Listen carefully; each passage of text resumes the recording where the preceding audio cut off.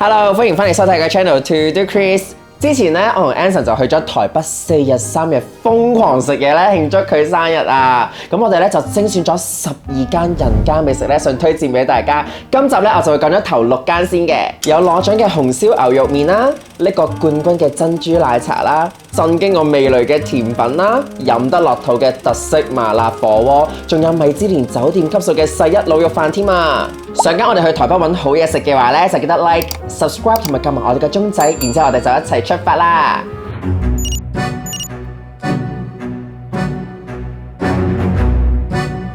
嚟到台北啦，通常咧，如果我去日本嘅話咧，第一餐都係會去食拉麵嘅。嚟到台灣，第一餐梗係食牛肉麵啦。咁而家咧，啱啱喺酒店嘅站咧，嚟到忠孝復興 SOGO 4號出口咧，行2分鐘咧就會揾到呢一間係攞冠軍嘅晉師傅牛肉麵啦，好期待！好彩咧，我哋架機冇 delay 啦，因為咧佢2點半咧就會落場嘅，咁應該趕得切食嘅。如果冇人排隊嘅話，咁喺 SOGO 出嚟咧，經過個小巷咧，嚟到呢一個停車場，轉入嚟就已經係晉師傅㗎喇。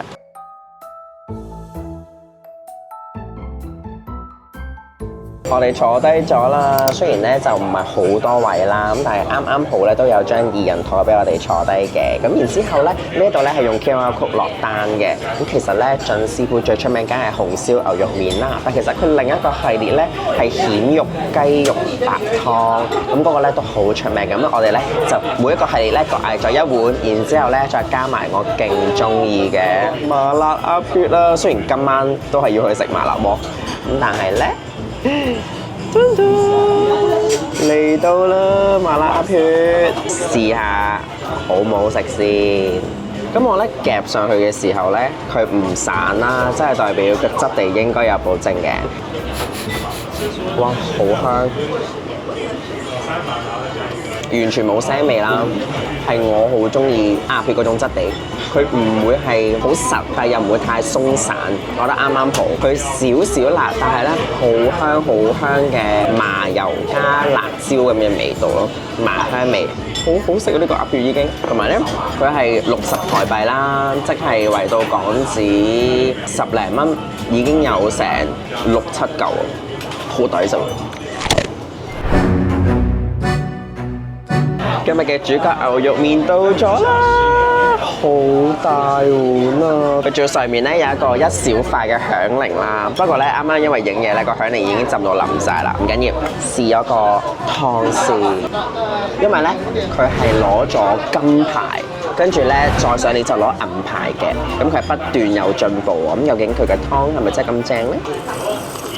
佢同我喺香港食咧，同埋我想象中咧係都幾唔一樣喎，因為咧我 expect 係好濃啦、好鹹啦、甜甜辣辣咁樣嘅紅燒牛肉麵啦，但佢個湯頭咧反而係清得嚟咧係好夠味嘅，但係你會 feel 到係好清，你唔會覺得要飲好多水嗰種湯底咯，有啲驚喜喎。咁咧我哋揀嘅呢一個麵咧，佢有3款麵嘅，咁一係咧就係闊麵啦，一款咧就係中華麵啦，另一款咧就係呢一款咧日式嘅幼辛拉麵嘅。咁我見佢原配就係呢一個日式幼辛拉麵，咁所以我就揀翻呢個日式幼辛拉麵啦。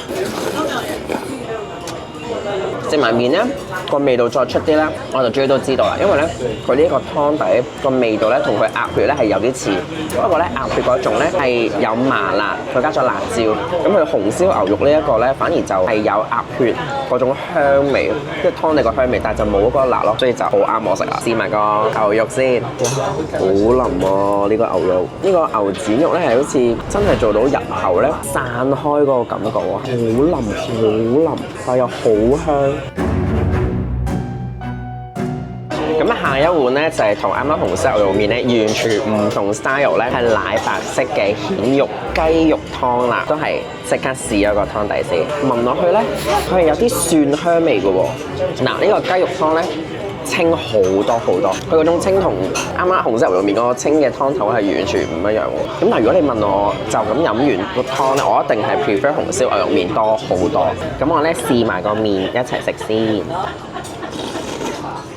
連埋個麵食咧，蜆肉味就再突出啲嘅。點解咧？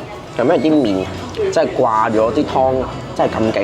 因為大家睇下佢嘅雞肉，呢個咧有啲似華御結啦、7嗰啲即食雞胸切片出嚟嗰個質地，但腍過嗰啲即食雞胸好多嘅，但係都係味道唔濃，你有得揀麵度嘅軟硬程度啦。咁因為我第一次嚟食咧，所以我就揀適中。但係咧我自己 preference 嚟講咧，我覺得大家可以揀偏硬少少，因為咧其實佢仲有個選項係超硬嘅，咁我就應該好似生麵咁樣啦。咁但係咧佢有得再揀硬少少，我覺得咧而家我揀適中咧偏腍咗啲啲。另外咧，因為咧我見佢係雞白湯咁樣啦，咁我就咧加咗20蚊台幣，即係大約5蚊港紙咧，就要一個溫泉蛋嘅。咁我諗咧可能個溫泉蛋，哇好靚嘅，其實個溫泉蛋。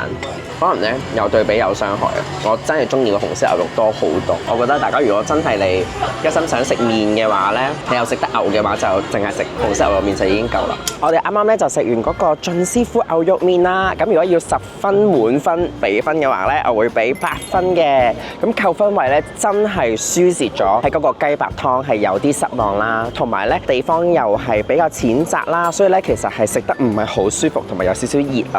咁但係咧嗰個牛肉麵同埋鴨血真係好出色，即係至起碼係我未試過呢一款類型嘅紅燒牛肉湯底嘅味道咯。佢清得嚟咧又好香濃嘅感覺，係幾神奇同埋真係好好食嘅。我都好推薦咧，大家如果喺 Sogo 附近嘅話，好方便，行2分鐘就已經到㗎啦。咁所以咧，好建議大家過嚟食嘅。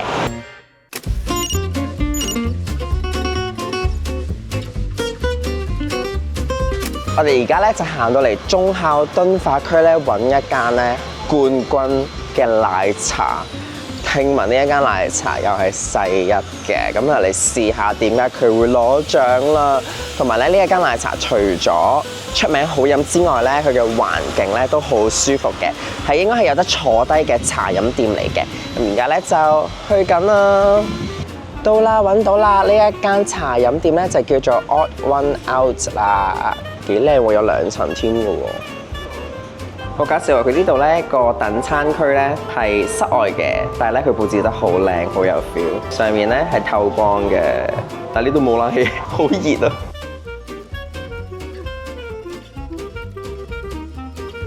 我哋嘅2杯飲都到咗啦，有得坐低咧真係好好啊，因為其實行過嚟咧都真係幾熱㗎。咁我哋咧就嗌咗2杯嘢飲嘅，一杯咧就係佢哋嘅超級王牌冠軍奶茶啦。咁佢嘅冠軍奶茶咧係用紅茶底再加芝士奶蓋嘅。飲親奶蓋咧，我就一定要咧啜咗面頭試咗佢個奶蓋味先嘅。哇！以前咧貢茶嗰款嘅奶蓋咧係帶鹹噶嘛，但係呢一個奶蓋咧係完全飲到新鮮牛奶嗰種味啊，好香呢一啲，我叫佢做肥肥奶，因為呢啲肥肥奶好香，好好飲啊！佢個奶蓋超濃奶味，好好飲。我嗌咗咧3分糖啫，茶底咧飲落去咧其實係唔甜嘅，我飲到嗰個香濃味咧全部都嚟自奶蓋。茶香咧係淡淡咁樣咧帶出翻少少紅茶味嘅啫，我覺得佢個奶蓋完全係100分，咁樣呢個 combo 咧好好飲，或者叫冠軍奶茶啦。咁另外呢一杯咧就係 Seasonal 嘅西瓜脆肉青檸奶蓋啦。咁因為而家天氣都仲係好熱啦，咁所以咧飲西瓜咧係好 match 呢個 season 嘅，好複雜。你會飲到少少茶味，但係咧佢嘅西瓜味其實係唔甜嘅。我 expect 係好似飲西瓜汁嗰種好甜嘅西瓜味啦。佢又有少少青檸，又有少少香葉，又有少少奶蓋嘅奶香味啦。但係咧佢個西瓜就變咗好似失色咗少少，突出唔到西瓜應該要有嗰種甜味。如果要講味道嘅話咧，我都係 prefer 佢嘅冠軍奶茶多過呢個 seasonal 嘅奶蓋。飲完啦2杯都，咁如果要俾分嘅話咧，我分別比下佢嘅冠軍奶茶咧10分，我俾到9分啦，因為真係好好飲，奶香味超出超濃啦，再加埋淡淡嘅紅茶香滲出嚟咧，佢嘅冠軍奶茶真係值得攞冠軍嘅。咁但係另外一杯呢個咧10分。我最多俾到5分佢啫，因為真係有啲少少奇怪。一開始飲都仲覺得，咦有啲小清新啦，但係飲下咧越飲越奇怪，覺得好青啊，唔係我中意嘅味道啊。咁所以咧，大家嚟到嘅話咧，唔使立亂試噶啦，直接飲佢嘅冠軍奶茶就得啦。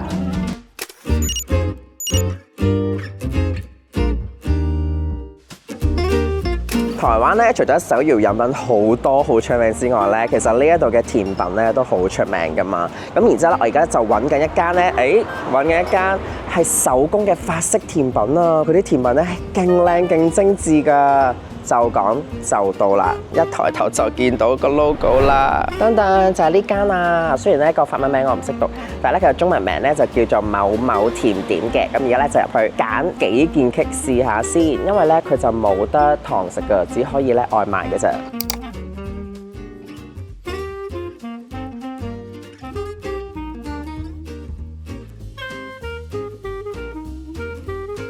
話翻一轉咧，我就已經翻到嚟酒店啦。大家見到我呢一個 look 咧，就知道我係完成咗一整日嘅行程先至翻嚟食呢一個蛋糕啦。大家睇下，哇！呢兩件都超靚。呢一件咧就係佢哋最signature嘅聖安娜啦。跟住呢一個咧，睇下係立體㗎，係黑森林嚟㗎。佢做咗個車厘子形狀，但係一個正方形 cube 嘅蛋糕 shape 咯，好特別。咁咧就試下佢最 classic 嘅聖安娜先。哇！佢嘅聖安娜咧，你會見到咧，除咗有圓形嗰啲泡芙啦，中間咧係 vanilla cream 嚟嘅，但係你會見到好多一粒粒咧係大溪地 vanilla 紙嚟嘅。咁個底咧就係一層酥皮。咁我咧就試下攞 cream 酥皮再加一個 puff 一齊食先。咁我呢一度咧就有齊晒3樣嘢啦。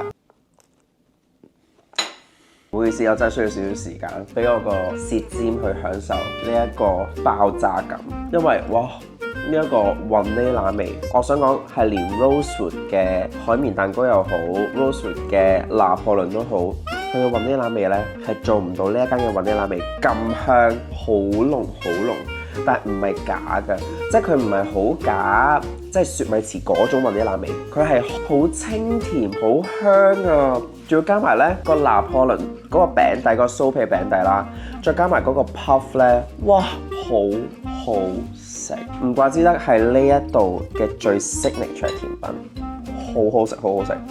哇，講開講，我喺巴黎食嘅甜品，暫時都未有呢一個咁好食。即係我都食甜品無數嘅人，但係呢個甜品唔得，我即刻俾星10粒星，我俾10粒星。爆星唔得，太好食啦呢個！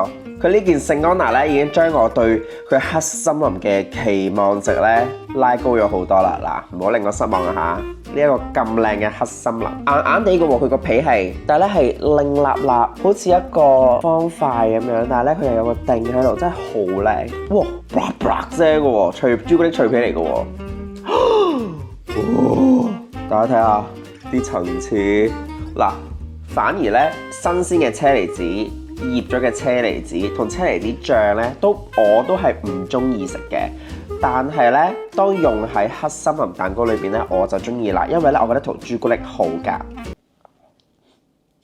呢個黑森林都好好食啦。首先第一下咧，要食到朱古力脆皮嗰個嗰個質感啦，佢裏面咧係好 creamy。好滑，我發覺佢嘅所有甜品咧都極度幼滑啦，跟住慢慢咧個朱古力慕斯再加埋少少酸咩咩嘅車厘子醬個味咧就滲出嚟啦，我覺得都好食，但係咧你要講驚喜度嘅話咧，一定係聖安娜，因為咧佢呢個黑森林係我都 expect 到黑森林蛋糕係咁嘅味，只不過係佢裡面咧係冇海綿蛋糕，佢轉咗做慕斯蛋糕，咁所以咧我覺得都好好食嘅，其實10粒星都有。8至9粒星㗎啦，但係佢嘅聖安娜，我覺得大家真係一定要嚟試。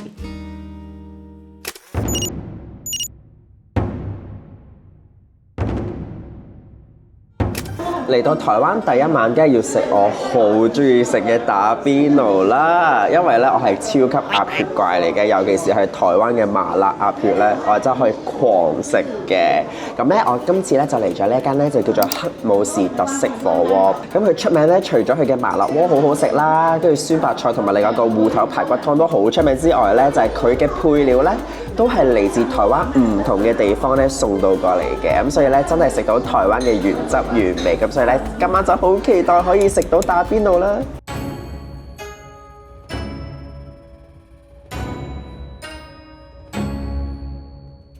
個湯底上咗啦！呢度咧就好特別嘅，因為咧佢嘅麻辣湯咧係可以咧即場咧根據你嘅喜好咧去加唔同嘅麻同埋辣嘅程度嘅。因為咧佢本身嘅湯底咧佢嘅麻辣鍋咧係想做到你可以飲得落肚，就咁飲都 OK 嘅。因為咧佢嘅湯底咧係用咗超級大量嘅牛骨同埋雞骨去熬製而成嘅。個味道咧其實咧佢會俾你試咗一小啖先嘅，我覺得好似食紅燒牛肉麵湯底嗰個味道，但係好微嘅辣，呢個辣度咧係我直接食咧都絕對冇問題。啱啱咧佢就上咗個好靚嘅調味盤啦，咁因為我哋兩個都好廢啊，我哋兩個就唔係好食到辣嘅，咁所以咧我哋就叫佢加好少，咁而家咧就等佢加落去，再試下嗰個味道啱我哋啦。黃你識嗰嚿咧係呢一間鋪頭咧自己咧用5種辣椒咧去熬製而成嘅牛油嚟㗎，嗰個麻辣鍋嘅辣味咧就係嚟自於呢一嚿用辣椒整嘅牛油啦，咁然之後咧呢一個咧就係佢嘅花椒粉麻香味出嚟嘅原因啦，加咗辣椒嘅湯底咧已經滾起啦，而家咧就試下味先。我覺得聞落去咧真係比啱啱上嚟嘅時候咧更加香，更加有層次感嘅。我都可以接受喎，同埋真係咧，你落咗其他配料之後咧，成個香味係更加突出啦，同埋係唔係淨係好似食緊紅燒牛肉湯嗰個味咯，係真係似翻麻辣鍋嗰個由香到麻到慢慢少少辣滲翻出嚟嗰個感覺咯。我覺得落咗之後咧係仲好食咗。啱啱個職員姐姐咧超好啦，咁佢咧就更正翻呢一個麻辣鍋咧係用大量嘅牛肉再加牛骨去熬製嘅。咁咧我哋隔離鴛鴦鍋嗰個酸菜豆腐湯咧先至係用大量嘅雞骨嘅。咁我一陣咧就試埋個酸菜鍋。咁但係咧我試酸菜鍋之前咧就梗係要試一個鴨血先啦。一買機票嚟台灣咧，我諗咧第一樣嘢就係鴨血啦。哇！佢個鴨血做到好似舉藥啫喱咁滑喎。嗱，通常咧，我以前咧食開嘅台式火鍋咧，你嗌麻辣湯咧，多數鴨血都係會任 fill 噶嘛。但係呢一間黑武士咧，佢嘅鴨血咧係冇得 refill，你要單嗌嘅。咁我覺得係佢有呢一個水準，我係明白嘅。點解要單嗌先至可以俾你再食佢咁好食嘅鴨血？唔得啊，各位，我真係要盛讚呢一度嘅鴨血，因為咧嗱，大家睇下，我唔知大家見唔到。我啱啱咧攞筷子咧，我嘗試咧用力夾斷佢咧，其實係夾唔斷嘅。你就咁用力咧，你係夾唔斷，就係代表咧佢嗰種煙韌感，同埋咧食落去真係好滑。我又要再讚多次呢個鴨血，好好食。跟住咧就試呢一個用雞骨熬嘅酸菜白湯啦。咁咧佢呢一間最特別咧就係佢嘅酸菜咧係用天然嘅乳酸發酵嘅，佢係冇任何人工嘅添加劑嘅。哇，好香！但聞落去咧個味已經覺得好酸。佢係酸得嚟咧，但係鹹香味喎。佢比起出面嘅一般酸菜咧，即使煮咗咁耐個湯咧，都仲有咬口啊！佢都仲係有少少脆喎，佢嗰個酸菜，哇，好好食喎！飲落去我係第一次覺得食酸菜鍋係可以舒服嘅感覺，又唔油膩啦，又唔會過鹹啦。但係佢酸咧係比我平時食嘅酸啲，但係你會覺得飲落去係好舒服、好爽。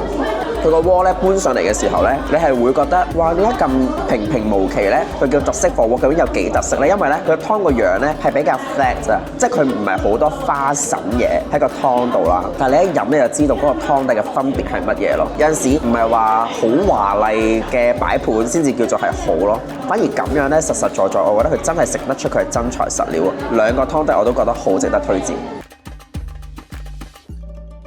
大家睇下呢一個拼盤幾靚，其實咧我哋係分別單嗌嘅。咁下面呢一個咧係美國牛小排啦，咁上面咧係松板豬，咁所以咧兩個望落去咧啲脂肪分佈都超正。咁咧牛我就一定係落去麻辣鍋噶啦，我就試下個牛俾大家睇先。個牛肉得啦，我咧就好中意佢本身湯底個味，所以咧我就唔落任何醬料住。呢一款牛小排咧，我覺得佢牛味咧超香超突出，但係我覺得咧，如果佢嘅質地咧可以再腍身多少少，咁我會食得再開心啲。因為咧而家個質地咧有少少似肥牛啊，我就覺得 cheap 咗少少，但係咧即係個口感啊但係咧個味道咧係好香濃嘅。咁我都覺得咧，其實個湯底已經好濃啦，所以就唔需要額外再點醬汁啦。有松板豬就梗係自製酸菜白肉鍋啦。望落去咧，佢個松板豬咧就層次分明，而且咧烚完之後咧係好似好有質感咁喎。好彈啊！咁個豬咧好似喺個口度跳咁樣，我真係好彈，我冇誇張，真係好彈啊！大家可能覺得我講得好誇張，但係真係有冇咬一啖咧，佢就真係反彈咁樣咯。佢個肉質超好食喎！呢個質地完全係我夢中五花肉、豬腩肉嗰啲質地，但係咧佢唔係五花肉嚟嘅喎，佢叫做松板豬啦。佢英文咧係寫住 pork cheek 嘅，咁即係豬嗰個面豬燈嗰個肉嚟嘅，所以係咪？因為豬成日都嚼嘢，所以佢塊面咧係特別有彈性咧，嗰啲肉好似我咁有彈性，因為成日食嘢。平時咧食丸類咧，我就好少咧會落去麻辣鍋嗰邊嘅，因為今次呢個麻辣鍋實在太香太好食啦。咁試埋呢一個咧澎湖嘅花枝丸啊，佢嘅形狀咧絕對唔係嗰啲咧機器做一粒粒好圓啦，佢係真係好似手打花枝丸咁樣㗎。你仲見到係有一條花枝酥咁樣嘅喎。哇！呢個花枝丸 Anson 最愛，真係好好食。如果咧有得買翻去咧，有陣時淥下烏冬就好啦，因為咧我平時自己煮公仔麵啊、煮烏冬咧，好中意落花枝丸嘅，但係都真係唔及呢一個咁好食哦。我哋講麵都啦，咁咧呢一間鋪頭咧，其實佢嘅麵咧都好出名嘅，但我就以為咧係淥埋落去個湯度咧做湯麵嘅，但係咧我問佢之後，佢就話唔係啊，呢度最出名咧係豬油乾拌麵啊，咁咧佢一碗其實都好大碗喎。佢就話呢一個麵咧係佢哋最出名、最受歡迎，就一定要試嘅。咁佢就幫我哋走咗辣嘅。哇！豬油呢一啲肥肥嘅又係我嘅 favourite 啦。個調味係恰到好處，係嗰種油香咧係滲出嚟嘅。佢呢個唔鹹嘅喎，唔係啲好濃味，好似豉油撈麵咁樣，唔係喎，佢係一個好淡嘅。你見到咧撈出嚟咧都係白晒㗎，但係咧好香。咁食到最後咧，佢就會送一個甜品嘅。咁呢個咧係桂花銀耳羹啊。佢話咧要撈埋嘅，因為咧佢個面頭咧滲咗啲桂花蜜，好似好養生、好滋陰啊。食完啲咁熱氣嘅打邊爐咧，食一個呢一個咧，即刻潤下個口，好好食喎呢個，好香桂花味。不過我自己係好中意食桂花蜜啊、食桂花糕嘅人嚟嘅。哇，呢個好 perfect 啊，加埋個銀耳。食完呢一間黑武士嘅特色火鍋啦，咁如果10分滿分嘅話咧，我俾多8.5分嘅，因為無論係湯底啦定係配料啦，都超級好食，高水準，加埋咧環境咧其實咧係好靚嘅，即係我覺得佢裝修咧又唔會話太豪華、太浮誇啦，但係好有自己嘅特色嘅。我最欣賞係呢一度嘅 service 超好，係勁 friendly 啦，係勁貼心啦，因為咧。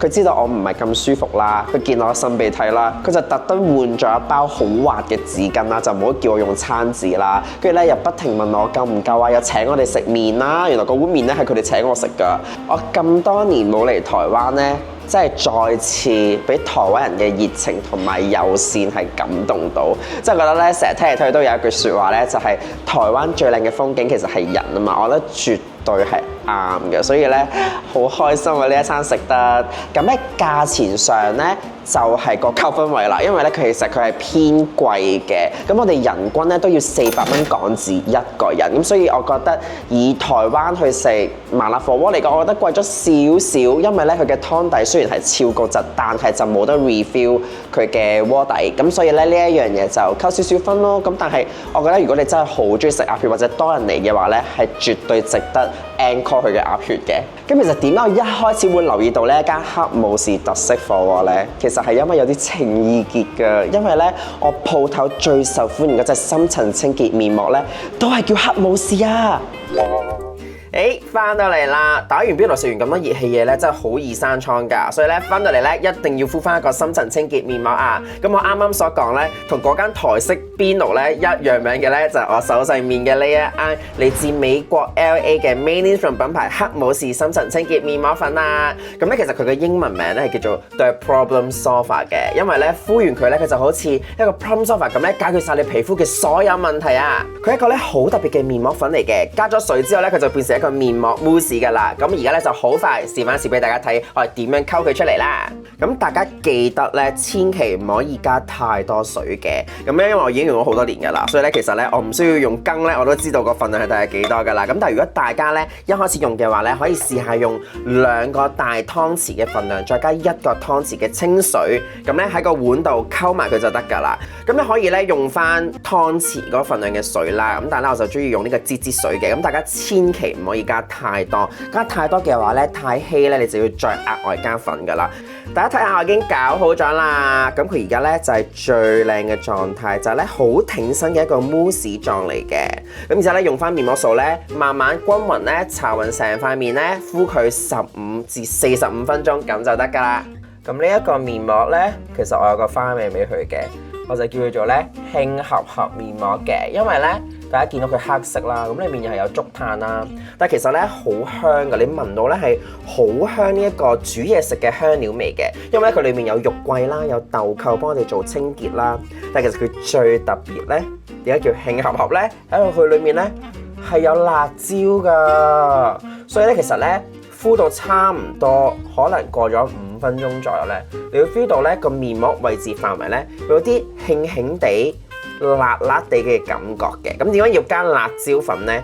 係因為咧個配方咧係想除咗做普通清潔之外咧，佢想促進你面部嘅血液循環，由個底部咧開始解決你肌膚嘅問題。等等就係咁啦，敷到成塊面咧都黑面掹掹啦。咁點解我啱啱講咧敷嘅時間咧個 range 咁大咧，由15分鐘去到45分鐘都得咧？咁其實根據我咁多年嘅經驗咧，我覺得敷45分鐘咧係最好最佳效果嘅。咁但如果你想要一個快速清潔，令到皮膚即時亮白嘅話咧，其實敷15分鐘都 OK 嘅。咁但係咧可能敷到15至20分鐘左右咧，你 feel 到個面膜咧由側邊開始慢慢乾啦。咁我哋咧就可以用翻我哋嘅7色花水咧，我哋補噴佢，一路噴咧，咁個面膜粉咧就會繼續令到啲成分 active 噶啦。咁因為咧佢只要濕嘅話咧，就會即時做到佢嘅功效噶啦。咁所以咧，搽到個嘴都有添。咁而家咧，我就睇套韓劇、泰劇，然之後就洗走佢啦。大家睇下，我已經敷咗咧大約15分鐘左右啦。你會見到咧呢一啲位咧已經係乾咗㗎啦。咁我今次咧就因為趕住出門口，所以咧我就決定嚟個快速嘅深層清潔先。咁我而家咧最方便咧，其實就係直接沖涼咧，肥咗晒個面膜咧，咁就得㗎啦。我而家咧沖完涼翻嚟啦。咁大家咧見到咧洗完面之後咧，我而家係全素顏㗎嚇，我係護膚品都未搽嘅。咁會見到敷完面膜咧，其實咧毛孔係細緻咗好多啦，同埋咧黑頭都冇埋添㗎。咁而家咧塊面乾淨晒，就準備換衫啦，大家咧就繼續睇埋落去啦。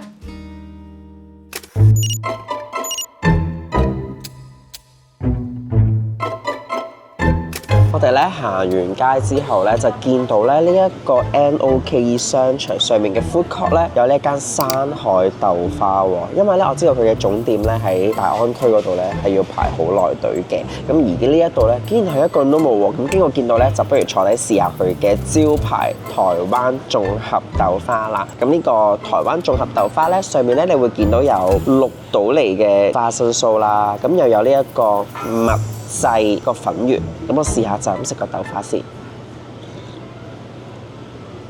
我今次咧就係嗌咧溫嘅，我就因為佢冇得揀好熱啊，咁佢就話得溫啦，一就得凍啦，咁我就唔想食凍嘢啦。大家聽到我把聲就知道我唔係好舒服啦。咁但係咧我就嗌溫嘅咧，我食落口第一個感覺咧，我都覺得佢係超綿滑啦，去到口度咧，首先佢嗰個本身黑糖汁嗰個咧帶少少香味嘅，但係咧佢會喺個口度化開啦，然之後有豆味啦，然之後我第一啖咧係有香脆花生酥，加分好多，因為咧佢個花生係超香，佢係好似花生糖咁樣喎，好好食。我試埋個粉圓先，好煙濃啊個粉圓。好夾啊，同豆腐花呢個溫溫嘅好舒服啊，食落去。咁呢一個台灣綜合豆花咧係要台幣120蚊㗎。以台灣本地嘅豆腐花嚟講咧，其實佢算貴㗎啦，港紙30蚊一碗啦。咁但係我覺得咧呢個商場咁靚咁舒服咧，其實唔使排隊，真係值得咧坐低試一試呢一個咁特色嘅豆腐花。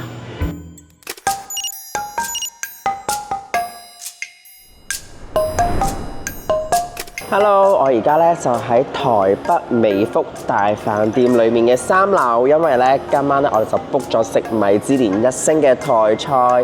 因為咧其實每次嚟到台灣咧食台式料理咧都係啲平民化啲嘅，咁今次咧我就為咗食真係好精緻嘅台菜，究竟係咩味道呢？所以就特登揀咗喺美福大飯店3樓嘅米香餐廳啦。咁我就一齊同大家揭曉究竟貴價嘅滷肉飯係點啦。我哋一齊入去啦。咁上到嚟3樓一開門咧，左轉咧就已經係呢一間米香噶啦。我哋早到咗，應該都有得入嘅。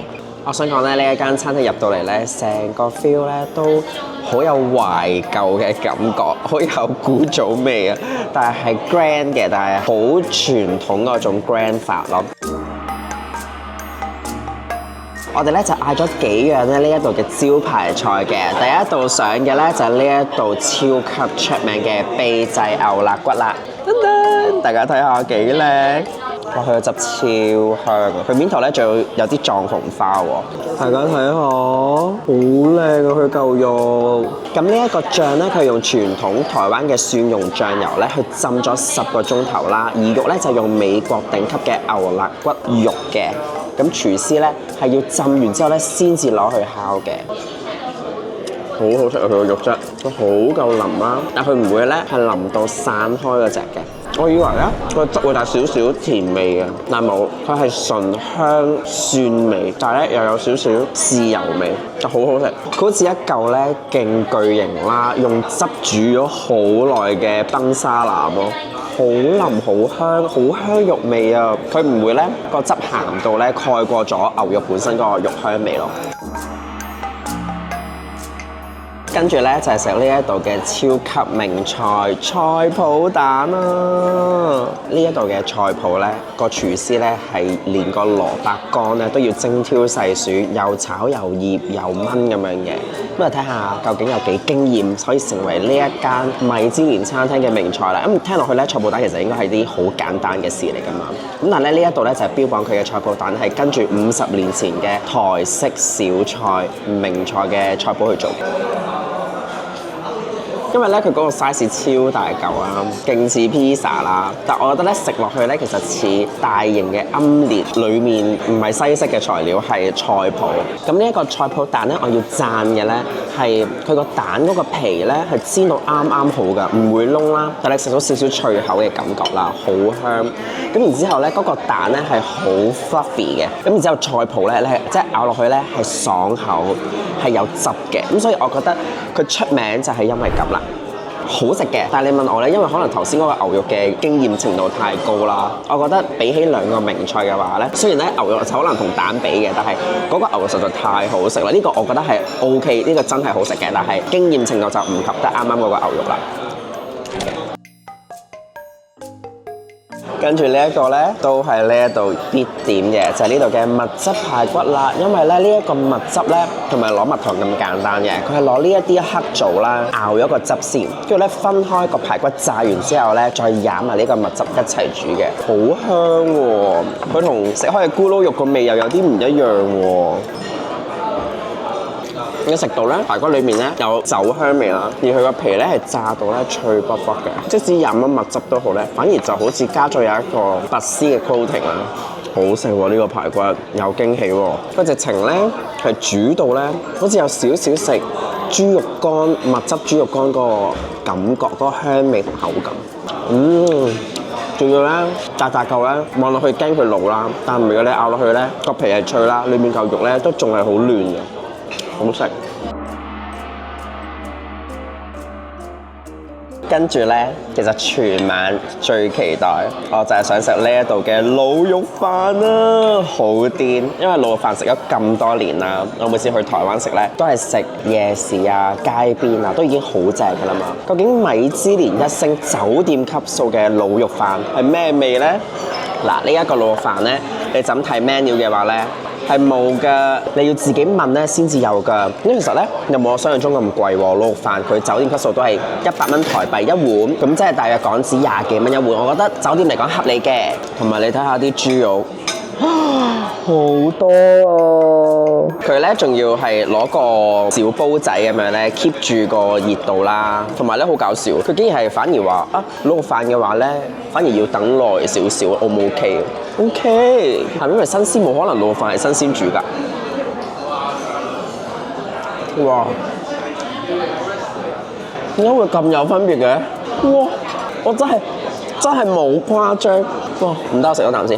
首先佢嘅米超好食，好煙韌啦，好香啦。但係我覺得最絕係咧，你擺入口咧，嗰種豬油香咧滲出嚟㗎，跟住咧嗰啲鹵肉咧係化嘅喺個口度，一啲都唔排口啦。個味道嗰個汁咧有應有嘅甜味，但係佢唔會話過甜或者過鹹啦。哇！呢個鹵肉飯可唔可以打包㗎？哇，好好食啊！呢個鹵飯。嗱。你如果 Google 嘅話咧，你打米香再加鹵肉飯咧，你係揾唔到資料㗎，所以咧呢個係隱藏 menu 嚟㗎。大家嚟到米香一定要嗌呢一個鹵肉飯，我冇誇張，真係好好食。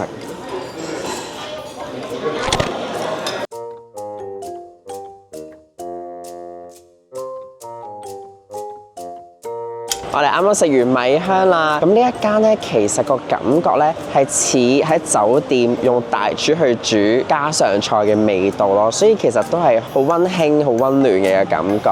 咁如果10分滿分嘅話咧，我俾到9分嘅，因為咧真係每一樣嘢都好好食，係冇一樣唔好食。唯一扣分位可能就真係貴咗少少咯，不過始終都係喺5星級酒店啦，咁所以人均每人500蚊港紙左右，我覺得可接受嘅。咁但係可能食嘅就唔會話係上到嚟係啲好豪華啊，材料好有氣派嘅嘢咯，咁就係食家常菜。咁但係我覺得咧，嚟試一試，我認為係世一嘅鹵肉飯啦，佢嘅牛肋骨超好食啦，都好值得大家嚟食嘅，所以超級推薦大家嚟食米香。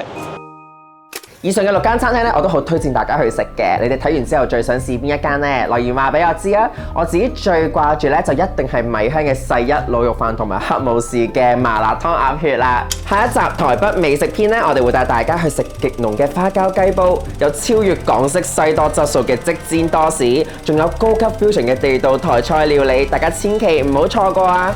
我哋下條片再見啦，拜拜。